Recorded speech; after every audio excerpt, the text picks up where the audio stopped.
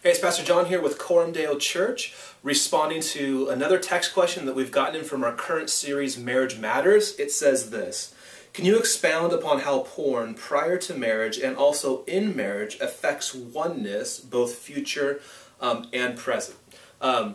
So before I answer, let me recommend some resources. First of all, Real Marriage by Mark Driscoll. I know in our series we've been using and recommending The Meaning of Marriage by Tim Keller. For this issue, this book, I believe, is a better resource. It's chapter 6 and chapter 8. I believe chapter 8 is called The Porn Path. Is going to be incredibly helpful in helping you understand what's happening when we view porn and how it changes us. So I'd encourage you to get the book, read it, and especially read those chapters. Additionally, this Sunday, the 19th, we're going to be dealing with porn and lust and how that affects marriage. And so I'll be answering this question in much more detail. We'll be looking at Scripture, understanding the theology of porn and lust, and how the gospel can free us from that addiction. And so I want to invite you to be part of that. But since you asked, and we're going to do a video response, I will respond briefly. 4 ways in which pornography affects us. First is it affects us physically.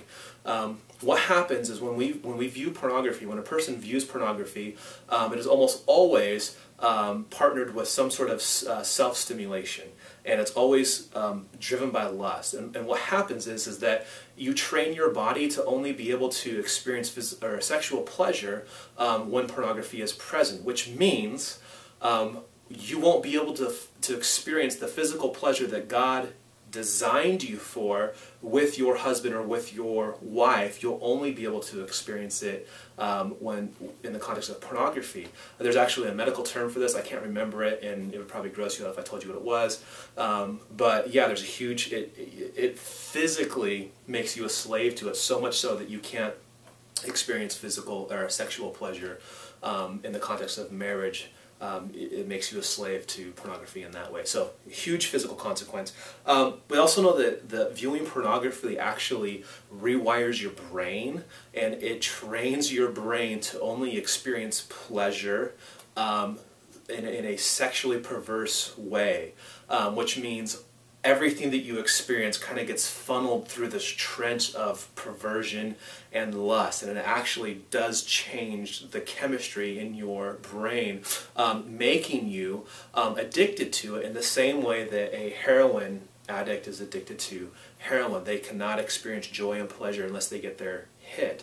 To be sexually addicted means that you can't experience pleasure in any other aspect of life except for sexual lust. So there's something that's happening physically, there's something that's happening chemically, there's also something that's happening relationally. Pornography always portrays people, women in particular, as objects that exist for your pleasure, which means a woman who is created in God's image is presented as a tool for your pleasure, a means to the end of your pleasure. What that does is it dehumanizes the people that you are watching when you're watching pornography, and inevitably you will see all women and all people this way, not as a creature, somebody made in God's image, someone to be served and to love and to be in community with. You will see them as simply an object or a tool that exists for your gratification. So you're going to dehumanize people, and when you view people that way, you're actually dehumanizing yourself, because you can't be in a relationship in the way God intended you to be when you see people as simply existing for your pleasure.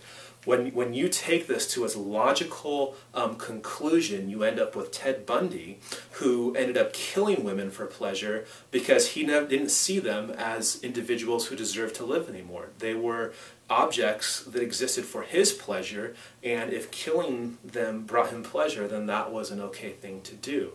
Not everybody who's addicted to porn or view porn ends up there, but everybody who's exposing themselves to porn is on that road, and that's a very real issue.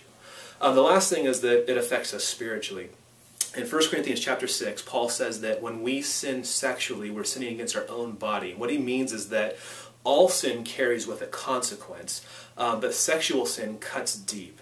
All sin leads to guilt and shame. Sexual sin leads to an excessively overwhelming sense of guilt and shame, which means which means we feel great distance from God. We feel great distance from one another because of the nature of the sin that we are committing. So God is going to feel incredibly distant, and we are going to cut ourselves off from people because of that overwhelming sense of guilt and shame. So a huge spiritual consequence. That's going to cut into any type of intimacy and oneness with your wife. It's going to destroy any sense of intimacy and oneness with God. So the good news is that as devastating as porn is, the gospel of Christ is good and big and powerful, and He can set us free and He can change us.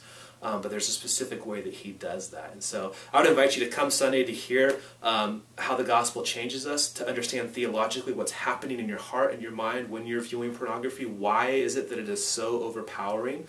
And hopefully if you're a person who's really dealing with this, God can set you free from that. So I hope that's helpful. I hope to see you on Sunday. If there's anything else I can do, please feel free to either shoot in an email or send us another text, and we'll do everything we can to be helpful for you. All right, thanks a lot.